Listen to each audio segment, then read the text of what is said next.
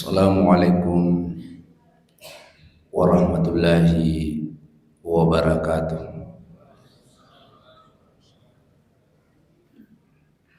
Saya ulangi, belum ada jawaban dari atas ini.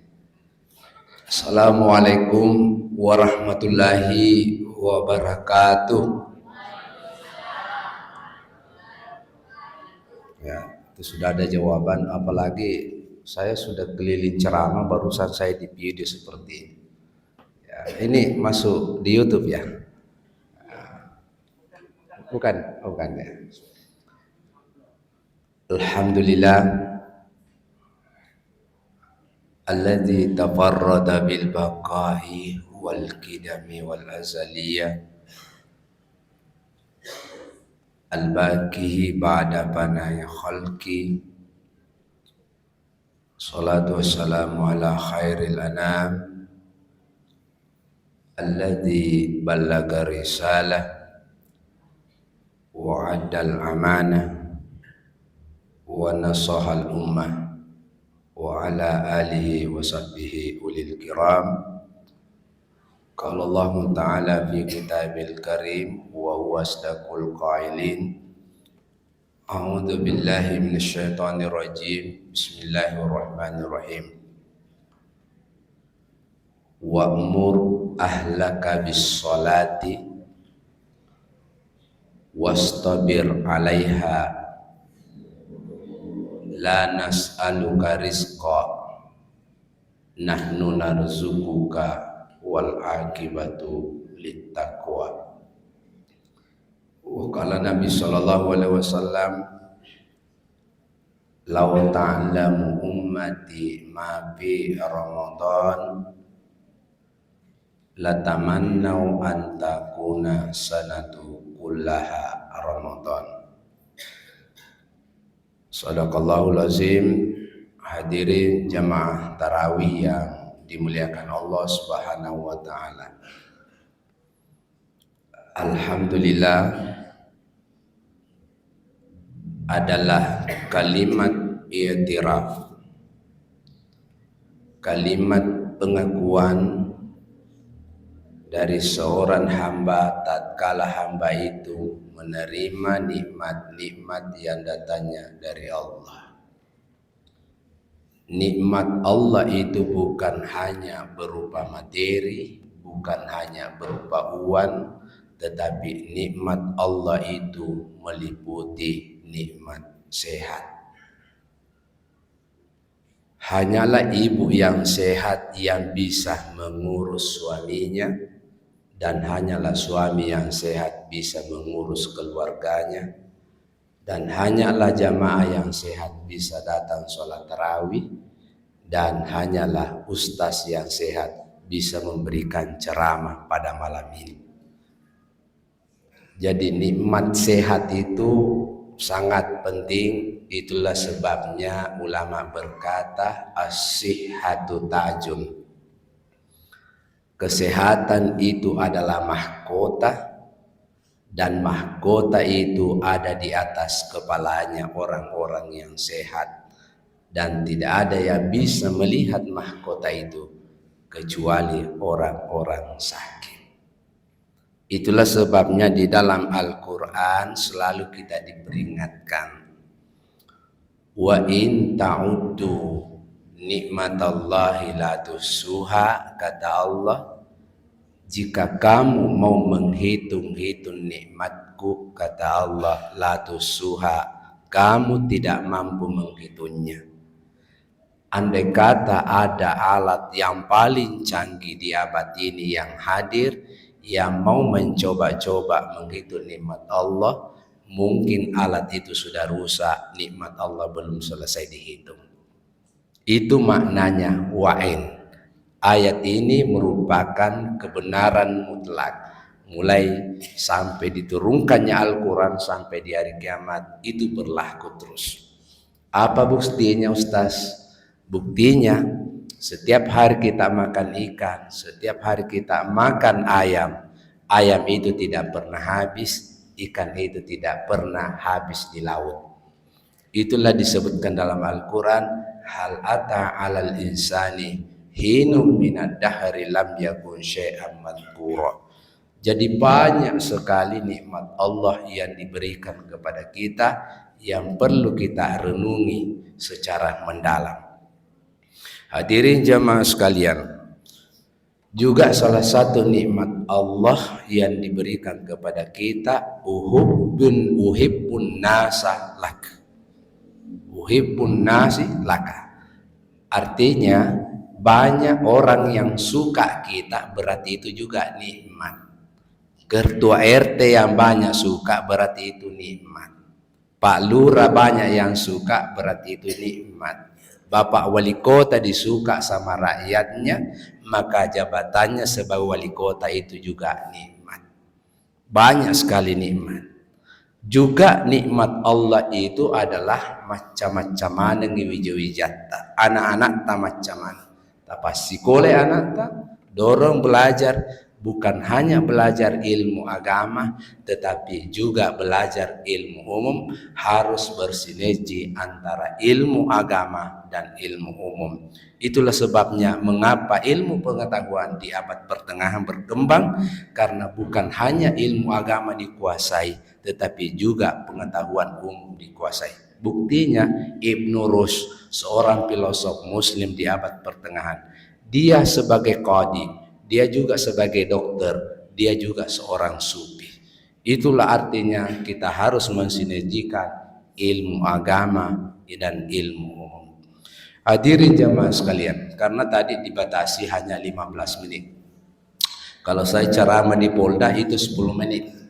Ya, tidak boleh lewat dari 10 menit, hanya 10 menit, ini 15 menit. Ya, tapi tidak apa-apalah, saya tambah-tambah sedikit, karena kalau saya hitung Pak Imam, tadi saya tinggalkan rumah jam 5 sore. Mengapa cepat sekali datang Ustaz? Karena kalau saya berangkat dari rumah habis buka puasa di Samata, pasti saya tidak sampai di sini. Karena tempat macetnya itu di depan kampus UIN. Jadi saya berangkat jam 5 dan singgah buka puasa di masjid. Barulah sampai di sini. Kenapa? Karena guru tak dulu kesan si baco selalu mewasiatkan, kalau sebagai ustadz kita melayan khadimul ummah, melayani umat, gembirakanlah pengurus masjid. Lebih awal kita datang supaya pengurus masjid senang. Apalagi kalau Jumat, kalau khatib sudah ada di depan, itu sudah tenang itu pengurus masjid. Tetapi kalau sudah azan baru tidak ada khatib, kelihatan ustaznya, itu gelisah pengurus. Jadi usahakan kita datang lebih awal, dan juga manfaatnya kita bisa zikir-zikir. Yang kedua, usahakan juga kita hadir itu lebih awal, dan kita usahakan kita duduk paling depan. Sebagai contoh, karena khadimul ummah itu harus duduk di depan, diberikan contoh. Jangan kita suruh orang tarawih, kita tidak sholat tarawih. Karena ada biasa ustaz, dia bilang, bawa fadilah Ramadan, selesai ceramah pergi. Maksudnya sholat tarawih dulu. Kemarin saya ceramah di Pontiku, nah bisika itu pengurus masjid, ustaz di sini 20, sanggup ke 20? Saya bilang saya sanggup. Jadi selesai 20 baru saya pulang, walaupun jauh rumahku. Kenapa? Kita berburu fadilah bulan suci Ramadan ini. Hadirin jamaah sekalian, Rasulullah Shallallahu Alaihi Wasallam di akhir-akhir Ramadan, 10 terakhir Ramadan, ada 3 amalan yang dilakukan. Pertama, Nabi itu 10 terakhir Ramadan banyak bersedekah.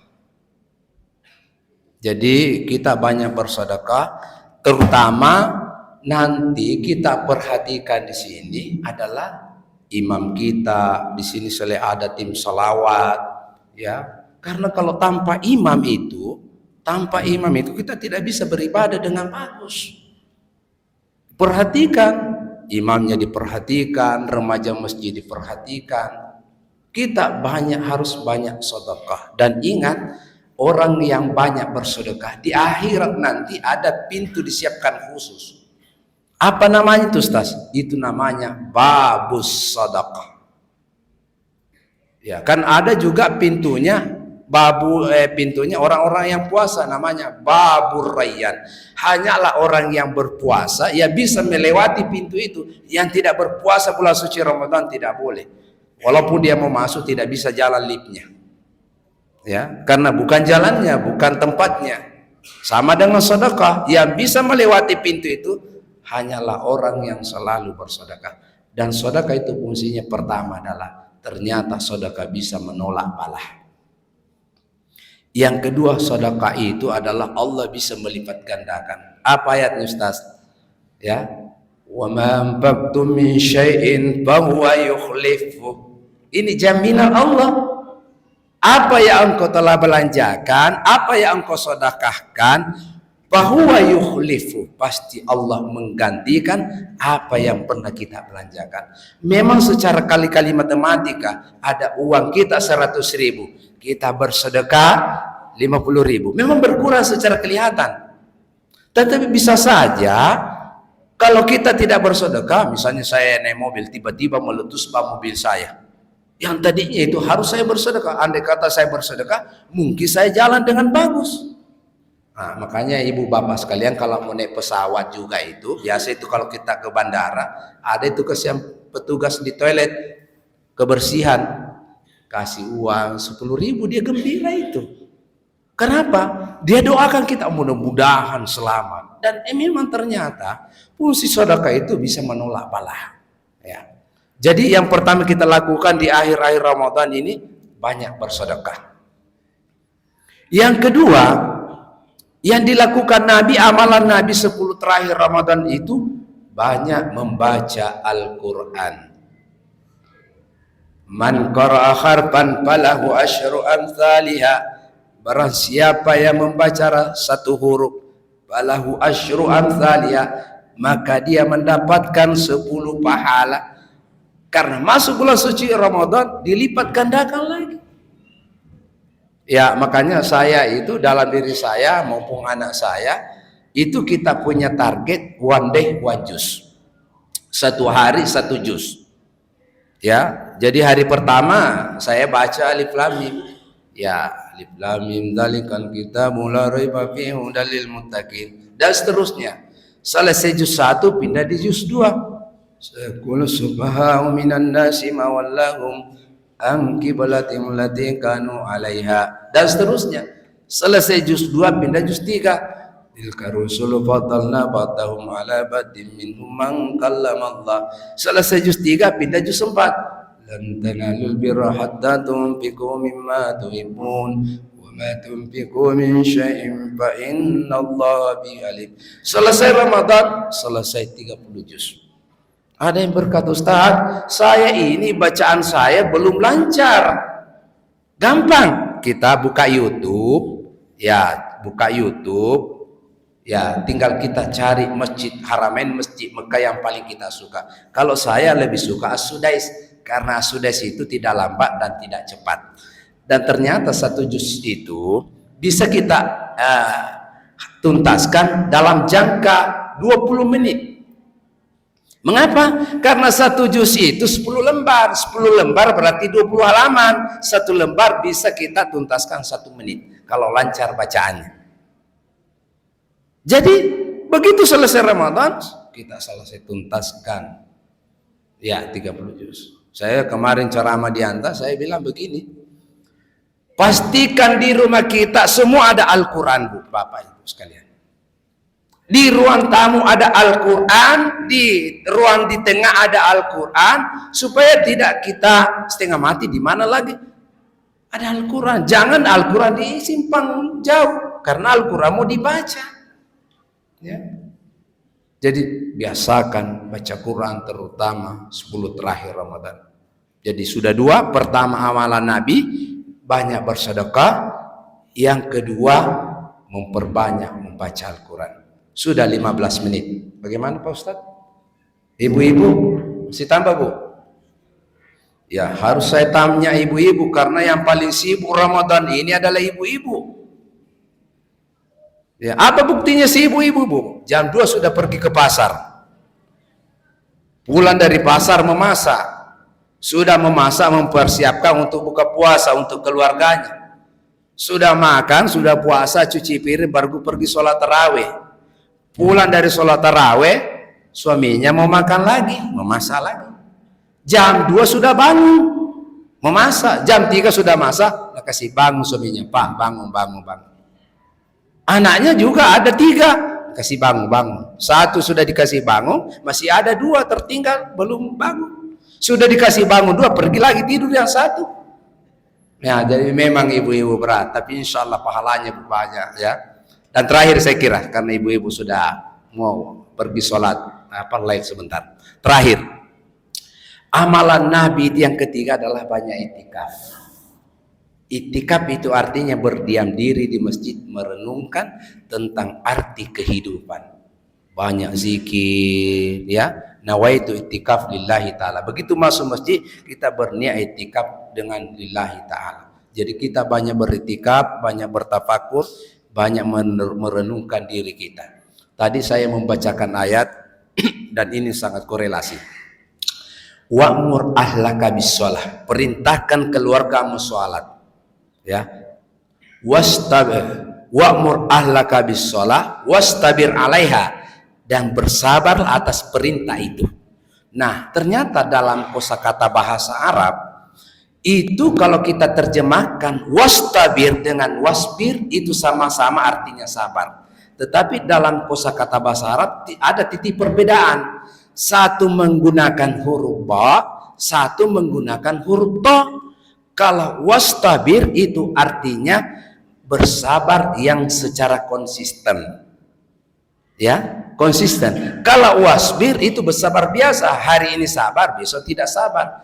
Tetapi kalau wastabir bersabar secara konsisten. Contoh, kita tadi habis buka puasa, andai kata bukan bersabar wastabir, kita tidak datang sholat tarawih karena habis makan ngantuk. Tetapi kita melawan tidur itu, melawan ngantuk, melawan rasa capek. Ini menunjukkan wastabir, berarti kita bersabar secara konsisten. Dan ada menariknya ayat ini, la nas'aluka rizqa. Kata Allah, saya suruh kamu beribadah, saya suruh kamu sholat, bukan berarti saya punya kepentingan sama kamu. La nas'aluka rizqa. Justru Allah berkata, nahnu narzuquka, saya memberikan kamu rezeki. Ternyata ayat ini ada korelasi antara sholat dan rezeki. Jadi kalau mau bagus kehidupannya, perbaiki sholatnya. Ada mahasiswa saya bertanya, Ustadz, kenapa hidup saya belum bagus? Saya sudah sarjana, belum dapat pekerjaan. Saya tanya, apakah sholatmu sudah benar? Katanya itu juga menjadi masalah, Ustadz. Sholatku juga belum benar. Coba kau lakukan amalan Al-Quran, perbaiki dulu sholatmu, insya Allah hidupmu menjadi bagus. Karena bukan Ustadz yang bilang, Al-Quran yang bilang. Ya, nahnu narzuquka. Nah, perbaikilah salatmu supaya Allah memperbaiki hidupmu. Inilah yang saya sempat sampaikan, mudah-mudahan ada manfaatnya.